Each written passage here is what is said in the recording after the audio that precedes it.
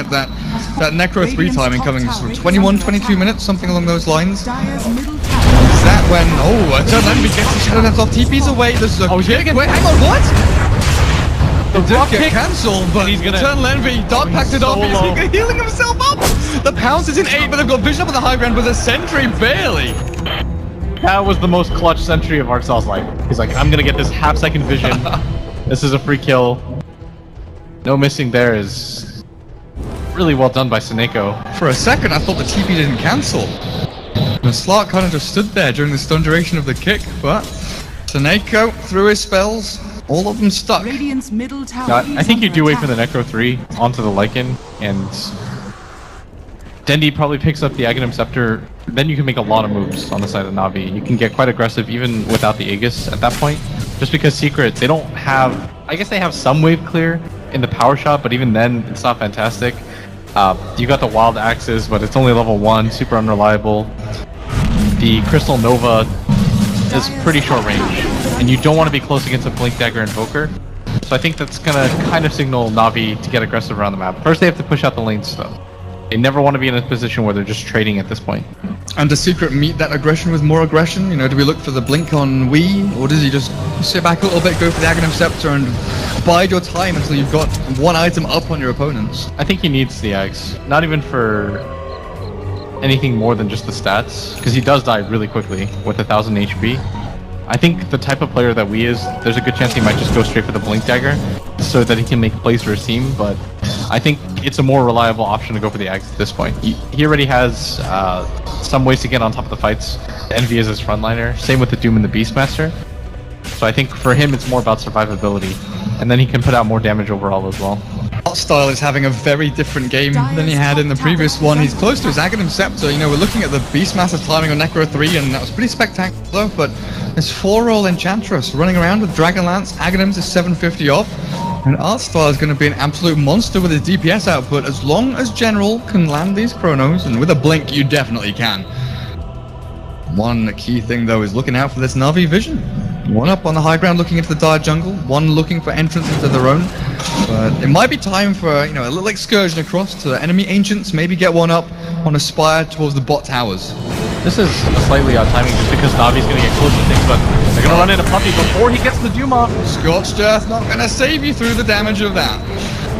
And before they get the Necro 3, which they were pretty much at, and Artstyle was about to grab the Aghanims, Navi goes for a wonky timing as General's going to get the... That's the dead time I die.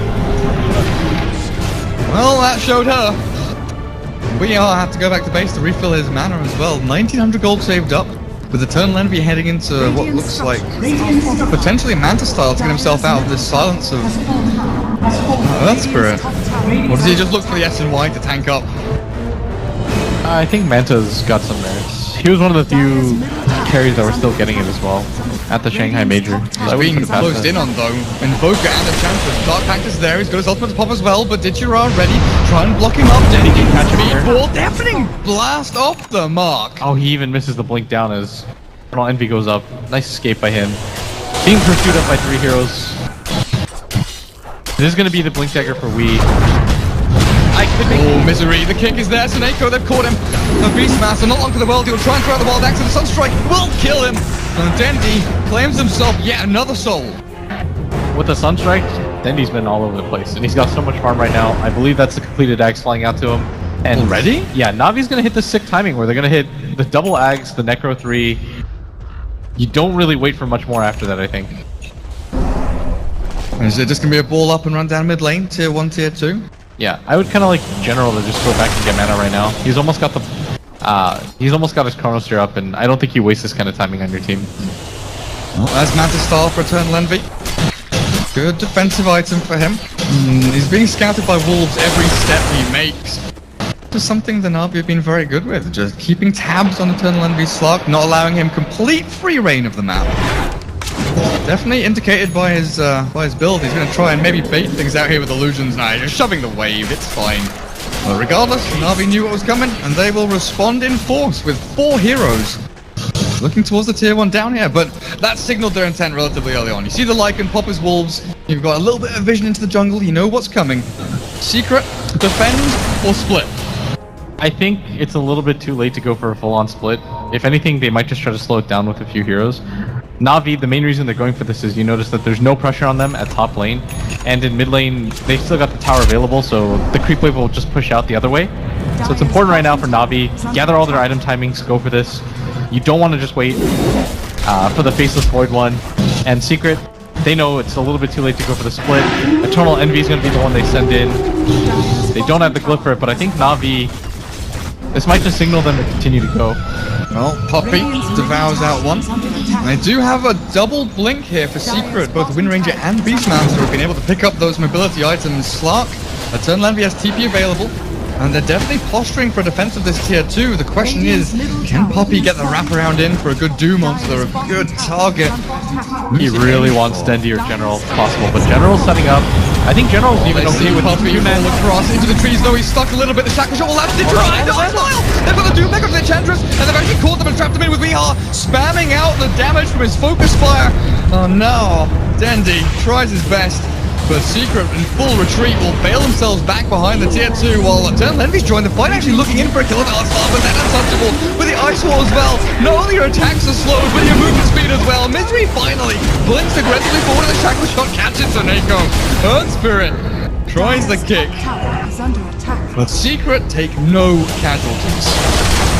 Dendi, no other way around it, missed a lot more spells than he should have, and most importantly, General got caught off by Misery. Misery sends his Hawk in, manages just to catch the tail end of that, throws down the Roar, immediately burns all the mana with the Necro 3. Great move by him.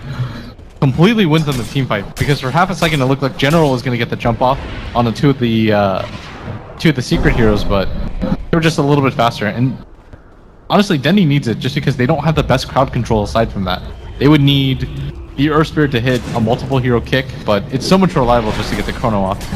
And I think that was just a little bit too greedy by General, going for that positioning in the woods when you know that the Beastmaster Hawk's going to be there. Now Misery. Boots of travel, do you reckon? For that Beastmaster? Yeah, I think you just continue to get map control on the map and scout things out with your Hawk. You can go for the aerial assaults. He's already ravaged top lane, you know, he took down multiple towers and forced a number of people back to try and defend, so he can do the same kind of thing towards the bottom lane. Draw attention away from the rest of his team by Eternal Envy time. He's already up to 3,200 gold and potentially looking for that Skadi. Eternal Envy has been farming like an absolute boss this game. But on the flip side, you're also looking at General now, heading into Aghanim Scepter. No Vlads, just went for the lifesteal. And the damage output that they can throw into that chrono, it is basically just a matter of executing for Navi, it feels. Yeah, they need to be the ones to jump the fight. That's been the determining factor for them every single time. And that is what you can do with the Boots of Travel and the Hawk. Hello. Talisman of Evasion. Gone and gone.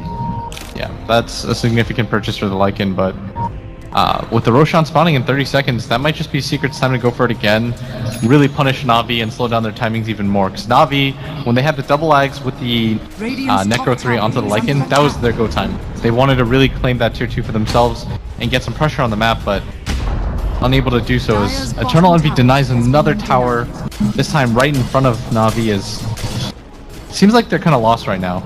They kind of have to regroup up, start to take smart objectives again, look for some engagements with their Void, try to get the jump off. That's the important part.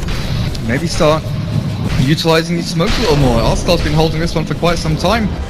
They've not made a run forward. They'll spot out Roshan's alive, steal out an Alpha Wolf as well, and that's pretty good timing for them, honestly. Navi in a great spot here to just walk into the pit, while Secret hemmed back into their base a tiny amount. 4 of them around the ridge of their own fortifications. He's trying to shove out these waves, so I think Roshan, yeah, straight up, simple, straight to Navi.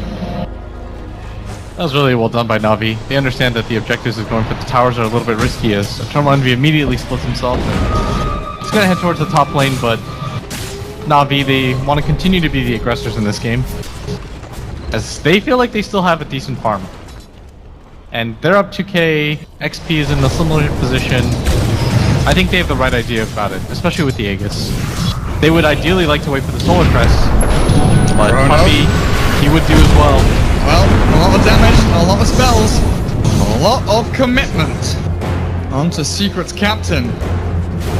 But